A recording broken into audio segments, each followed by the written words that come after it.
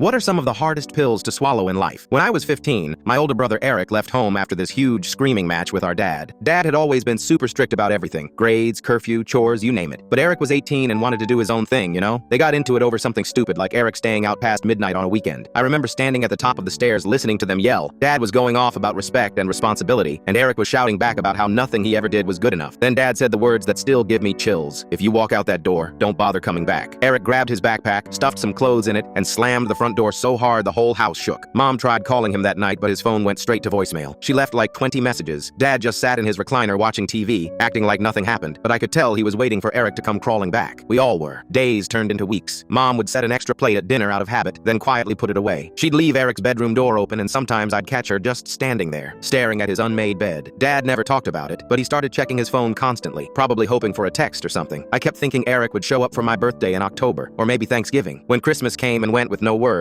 I figured he was just being stubborn. Maybe he got a job somewhere. Maybe he had a girlfriend. Maybe he was living his best life and just didn't want to deal with family drama. Mom would cry sometimes when she thought nobody was looking. She'd sit at the kitchen table late at night, staring at her phone, waiting for a call that never came. Dad would find her there in the morning, and they'd have these weird, quiet conversations that stopped when I walked in. Years went by. I graduated high school, started college. Sometimes I'd wonder if Eric even knew I existed anymore. I used to imagine running into him at a gas station or something, and he'd be all successful and happy, and we'd laugh about how stupid that fight was. I pictured him having kids someday that I'd never meet. The hardest part was how Dad changed. He got softer with me, like he was scared I'd leave too. He'd ask about my friends, my classes, even offered to help with homework he didn't understand. It was nice, but also weird, because I could tell he was thinking about Eric the whole time. Then I turned 21, and everything fell apart. I was at my apartment when this cop showed up at my door with an envelope. Said they'd been trying to reach my parents but couldn't get through. The letter was from the state police, and it had Eric's name on it. My hands were shaking so bad I could barely read it. They'd found remains behind this old abandoned gas station about 2 towns over. Dental records confirmed it was Eric. The estimated time of death was about a month after he left home. 6 years. He'd been dead for 6 whole years, and we never knew. I drove home and found Mom in the kitchen making dinner like any other night. When I told her, she just dropped the wooden spoon she was holding and stared at me. Then she started laughing, this horrible broken sound, like her brain couldn't process what I was saying. Dad came running in, took one look at us, and knew something was wrong. When I showed him the letter, this man who'd acted tough my whole life just collapsed. He sat on the kitchen floor and sobbed like a little kid. He kept saying, I'm sorry,